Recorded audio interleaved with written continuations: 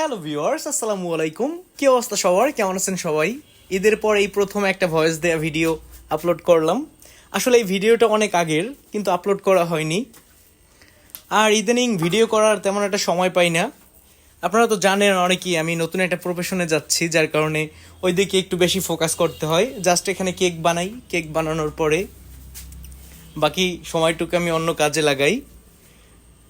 আর এই কেকটা আমি মাত্র 2টা নজেল দিয়ে বানিয়েছিলাম। প্রথমে একটা বড় সাইজের স্টার নজেল দিয়ে একটা বর্ডার দিলাম, দেন একটা মিনি সাইজের স্টার নজেল দিয়ে এভাবে করে একটু সাইডে ডিজাইনটা করলাম। আর এটা আসলে বলার কিছু নেই, দেখলেই বুঝতে পারবেন যে কীভাবে করতেছি। দেন একটা পাইপিং ব্যাগ আমি চিকন করে কেটে নিয়ে কিছুটা বর্ডারের মতো দিলাম উপর থেকে। আর কেকটা এতটাই সহজ, কিন্তু দেখতে অনেকটা ভালো লাগে সহজ হলেও।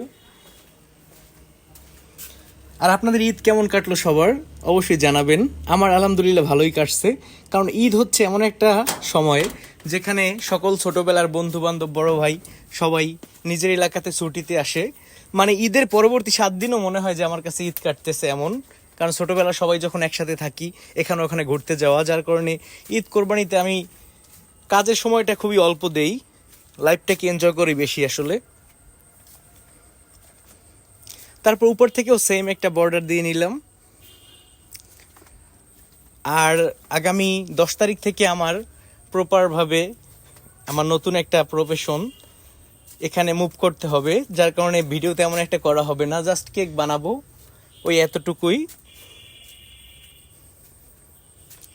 তারপর আমি পাইপিং ব্যাগটা দিয়ে আবার একটা ডিজাইন করে নিলাম। আপনারা আসলে দেখলেই বুঝতে পারবেন, বলার তেমন কিছু নাই, এত সহজ একটা ডিজাইন।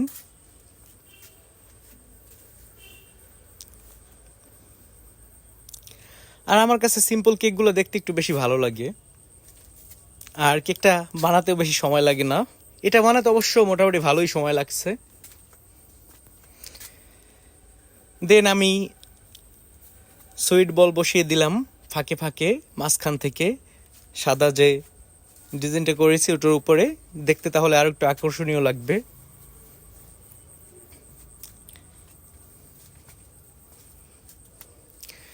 দেন আমি একটা চিকন রিবন দিয়ে দেব, যাতে কেকের লুকটা একটু চেঞ্জ হয়। দেখুন রিবনটা আমি কিভাবে দিচ্ছি। আর কেকটা অবশ্যই ফ্রিজিং করে নিতে হবে, তাহলে রিবনটা খুব ভালোভাবে লাগবে। দেন একটা সিজার দিয়ে আমি এটা কেটে দিলাম।